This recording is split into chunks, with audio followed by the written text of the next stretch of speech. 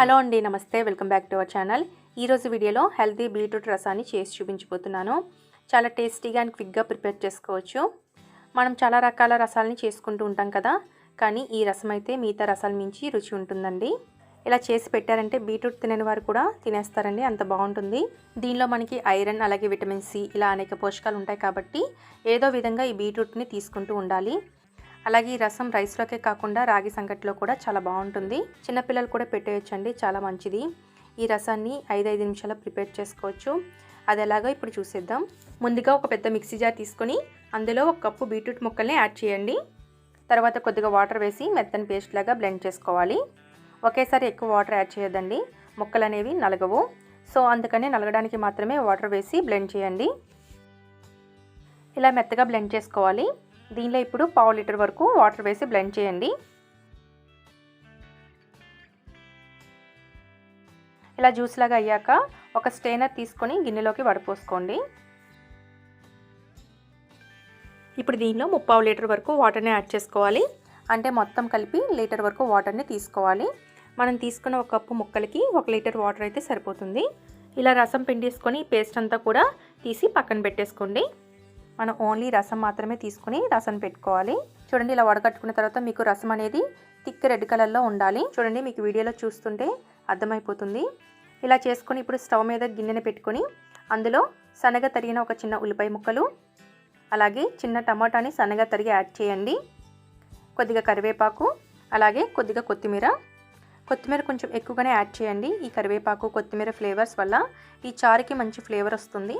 Next దీనిలో 1 tea spoon చింతపండు paste, మీరు కావాలంటే ఒక చిన్న నిమ్మకాయ అంత చింతపండు ఒక రసాన్ని కూడా యాడ్ చేసుకోవచ్చు. 1/2 టీ స్పూన్ అల్లం వెల్లుల్లి పేస్ట్, 1/2 టీ స్పూన్ పసుపు, 1 టీ స్పూన్ కారం. దీనిలో మనం పచ్చిమిర్చి వేయట్లేదు కాబట్టి కారం కొంచెం ఎక్కువగానే పడుతుందండి. మీకు సరిపడా కారాన్ని బట్టి యాడ్ చేసుకోండి.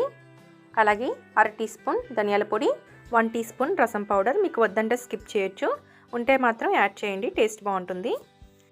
అలాగే టేస్ట్కి సరిపడా సాల్ట్ కూడా వేసేసి ఒకసారి బాగా కలుపుకోండి. ఇప్పుడు స్టవ్ని మీడియం ఫ్లేమ్లో పెట్టి ఈ టమాటా ముక్కలు సాఫ్ట్గా అయ్యేంత వరకు ఈ రసాన్ని బాగా మరిగించండి. ఈ రసాన్ని ఎక్కువసేపు మరిగించిన అవసరం లేదండి. ఎక్కువసేపు మరిగిస్తే దీనిలో ఉన్న విటమిన్స్ పోతాయి కాబట్టి మనకి టమాటాలు సాఫ్ట్గా కుక్ అయ్యేంత వరకు మరిగిస్తే సరిపోతుంది. చూడండి, ఇలా టమాటా ముక్కలు అనేవి సాఫ్ట్గా కుక్ అయిపోవాలి. ఇలా మరిగించుకున్న రసాన్ని స్టవ్ని ఆఫ్ చేసి పక్కన పెట్టుకోండి. తర్వాత తాలింపు కోసం 1 టేబుల్ స్పూన్ ఆయిల్ వేసి హీట్ అవ్వనివ్వండి. హీట్ అయిన తర్వాత అందులో 1/2 టీ స్పూన్ ఆవాలు, 1/2 టీ స్పూన్ జీలకర్ర, 1/2 టీ స్పూన్ మెంతులు, దంచిన 7-8 వెల్లుల్లి రెబ్బలు కూడా వేసి వేగించండి. ఇవి వేగాక దీనిలో 2 ఎండుమిర్చి, కొద్దిగా కరివేపాకు వేసి దోరగా మంచి సువాసన వచ్చేంత వరకు వేగించండి. ఇలా తాలింపు చక్కగా వేగించుకొని ఇప్పుడు దీన్ని రసంలో వేసి మూత పెట్టేయండి. మూత వెంటనే పెట్టేస్తేనే ఈ తాలింపు ఫ్లేవర్ అంతా చారుకు పడుతుంది. ఒక 5 నిమిషాల తర్వాత మూత తీసుకొని వేడివేడిగా సర్వ్ చేసుకుంటే బీట్రూట్ రసం రెడీ అయిపోతుందండి. చాలా రుచిగా ఉంటుంది.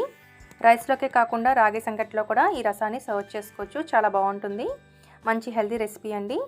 ఈ విధంగా చేసి పెట్టండి, మీ ఇంట్లో వాళ్ళకి కూడా చాలా బాగా నచ్చుతుంది. సో ఫ్రెండ్స్, చూసారు కదా, ఇలాంటి మంచి హెల్తీ రెసిపీని మీరు కూడా ట్రై చేసి ఎలా వచ్చిందనేది కామెంట్లో షేర్ చేయండి. అలాగే ఈ వీడియో కనుక మీకు నచ్చినట్లయితే ప్లీజ్ ఒక లైక్ చేసి మీ ఫ్రెండ్స్ అండ్ ఫ్యామిలీ మెంబర్స్కి షేర్ చేయండి. ఇలాంటి మరిన్ని టేస్టీ రెసిపీస్ కోసం మన ఇల్లు మన ఛానల్ని సబ్స్క్రైబ్ చేసుకోండి. Thanks for watching.